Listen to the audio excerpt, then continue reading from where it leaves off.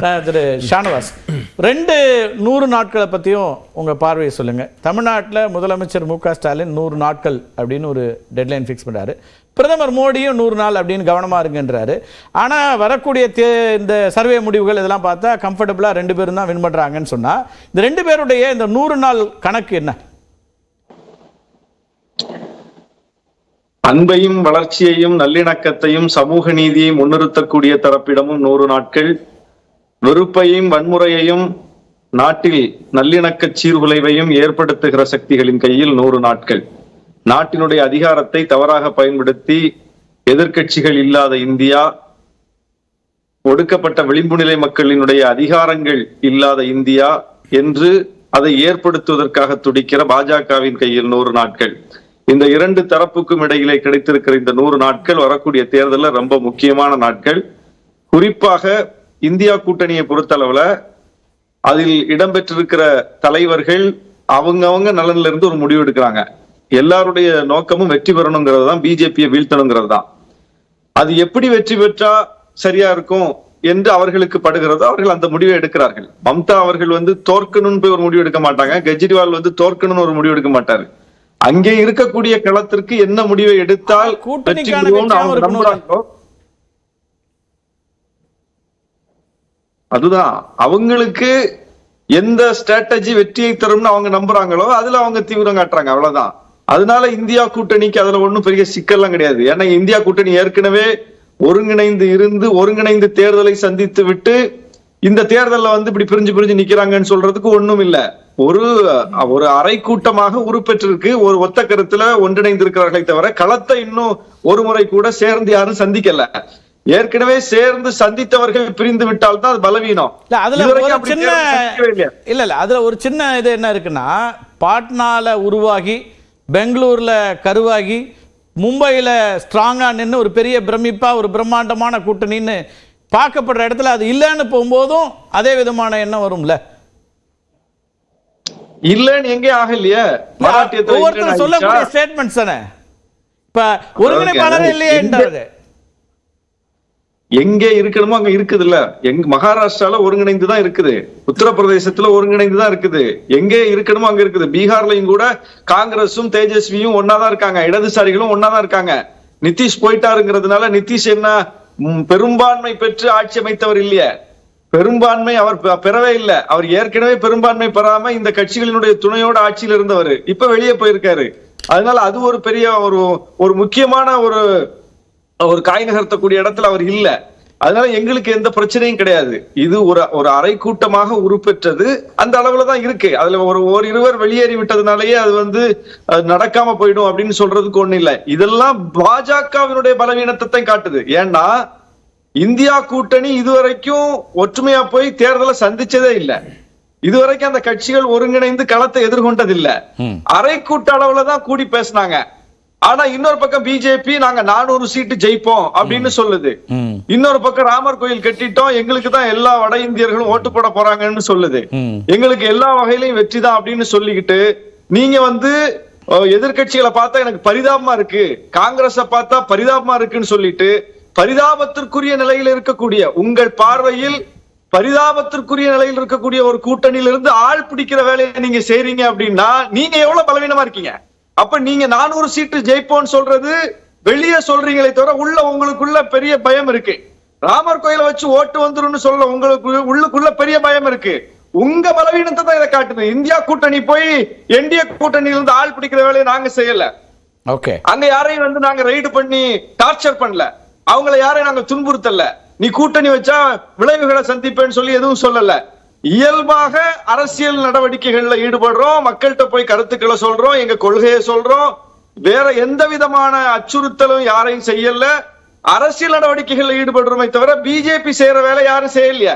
அப்ப பிஜேபி வெற்றி பெறுவோம்னு ஒரு பக்கம் சொல்லிட்டு 400 சீட் அடிப்போம்னு சொல்லிட்டு ராமர் கோயிலால எங்களுக்கு அலையா ஓட்டு வரப்போகுதுன்னு சொல்லிட்டு இவ்வளவு பலவீனமா நம்ம பாரத் ரத்னா விருதை கொடுத்து ஆள் பிடிக்கிறது, கூட்டணியில இருந்து உடைச்சு ஆளை பிடிக்கிறது.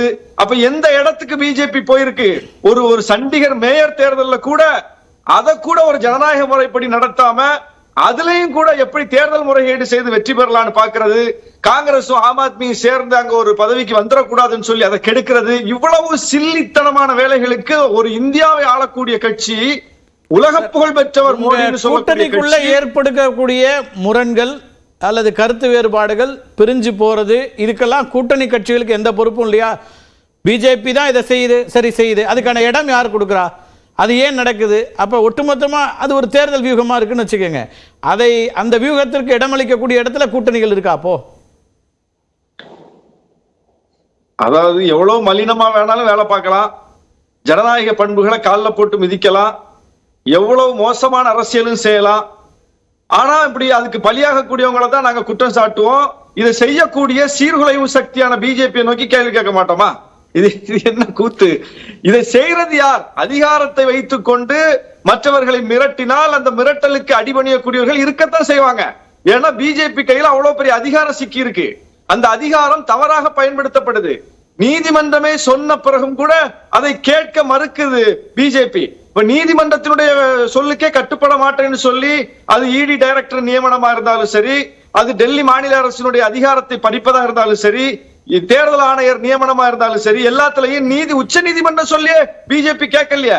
அப்ப நான் யாருக்கு கட்டுப்பட மாட்டேன், எது நான் என்ன செய்யறேன்னு அதுதான் அப்படின்னு சொல்லிட்டு ஒரு கட்சி ஒரு அதிகாரத்தை வச்சுக்கிட்டு இயங்கிக்கிட்டு இருக்கும் போது அதை நோக்கி தான் நம்ம கேள்வி கேட்க முடியும். அதற்கு பலியாகக்கூடியவங்களை நோக்கி நம்ம என்ன செய்ய முடியும்? இல்ல, பலியாகக்கூடியதுல நீங்க சொல்றதுல நீங்க சொல்லக்கூடிய இந்த ஆர்குமெண்ட் நம்ம ஏற்றுக்கிட்டாலும் கூட காங்கிரஸ் அப்படிங்கிற ஒரு பிரதான கட்சியா அவங்களுக்கு இருக்கக்கூடிய பொறுப்புணர்வு ஒண்ணு இருக்கு இல்லையா? நீங்க கூட்டணியில் இருக்கக்கூடிய நெருக்கடிகள் இருக்கு, அவங்க சூழலுக்கு ஏற்ப முடிவுகள் எடுக்க வேண்டிய இடத்துக்கு தள்ளப்படுறாங்க, இதெல்லாம் சரிதான். ஆனால் இடங்களில் எனக்கு இத்தனை இடம் வேணும் வேண்டான்னு சொல்லக்கூடியதுல வரக்கூடிய முரண்களுக்கு பிஜேபி பொறுப்பாகுதா? அப்ப அந்த இடத்துல வியூகத்தை வகுக்க வேண்டிய இடம் காங்கிரஸுக்கு வருதா வரலையா? ஒரு கை ஓசை வராது, ரெண்டு கையும் தட்டினாதான் ஓசை வரும். ஒரு வழி பாதையில ஒரு உறவை மலர வைக்க முடியாது. ரெண்டு பக்கமும் விட்டு கொடுப்போம், ரெண்டு பக்கமும் புரிந்துணர்வும் இருந்தாதான் உறவு வலுப்பெறும். அப்ப வெறும் காங்கிரஸ் மட்டும் நம்ம குற்றம் சொல்லி இதுல நிறுத்திட முடியாது. ராகுல் காந்தி எவ்வளவோ இறங்கி போதான் செய்யறாரு. ராகுல் காந்தி எல்லா தலைவர்களோடையும் பேசத்தான் செய்யறாரு. அதற்கு பிறகுதான் இவ்வளவு விஷயங்கள் நடந்திருக்கு. பிரதமர் வேட்பாளர் நான் இல்ல அப்படிங்கிற அளவுக்கு அவங்க வந்துட்டாங்க. அது போல கூட்டணிக்கு ஒருங்கிணைப்பாளர் பொறுப்பை கூட காங்கிரஸ் எடுத்துக்கல. எவ்வளவோ விட்டு கொடுத்துதான் காங்கிரஸ் இறங்கி வந்திருக்காங்க. அதனுடைய ஒரு விளைவாக நீ உத்தரப்பிரதேசத்துல ஒரு நல்ல சூழல் அமைஞ்சிருக்கிறதையும் பார்க்கிறோம், பீகார்லயும் பார்க்கிறோம். பீகார்லயும் காங்கிரஸுக்கும் தேஜஸ்விக்கெல்லாம் ஒன்னும் முரண்பாடு இல்லையே, பல மாநிலங்கள்ல இல்லையா? எங்க முரண்பாடு இருக்குது? நேரடி போட்டி இருக்கக்கூடிய இடத்துல முரண்பாடு இருக்குது. கெஜ்ரிவாலோட பஞ்சாப்லயும் டெல்லியிலயும் முரண்பாடு இருக்கு.